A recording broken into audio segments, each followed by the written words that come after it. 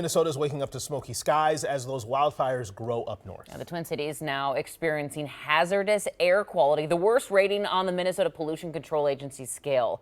Again, we have team coverage on this bad air and the wildfires up north. But let's start things off with Audrey Russo, live from our rooftop here at KARE 11. Good morning, Audrey.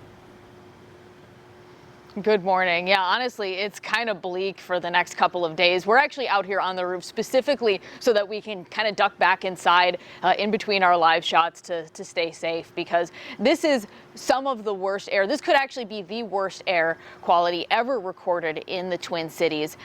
Around this time last year, we had some hazardous conditions kind of up closer to the Canadian border, the northern part of the state, but this is an entirely different animal. Take a look at this map. You can see all along the eastern side of the state, that big maroon splotch. That maroon means hazardous. The area near Roseau is honestly the only section safely in the green at this point. So how is the air quality measured? Well, Minnesota's Pollution Control Agency looks at the amount of fine particles in the air, and they issue an alert when that value reaches 101. And that's usually when we caution people with asthma or other respiratory conditions to take it easy. Now we're measuring over 300, and doctors say everyone is more likely to experience symptoms like wheezing and chest pain. I would still recommend you try to stay indoors. You try not to exercise heavily outside. And if you are going outside and you do have a high quality mask, like an N95 mask, that can be very useful.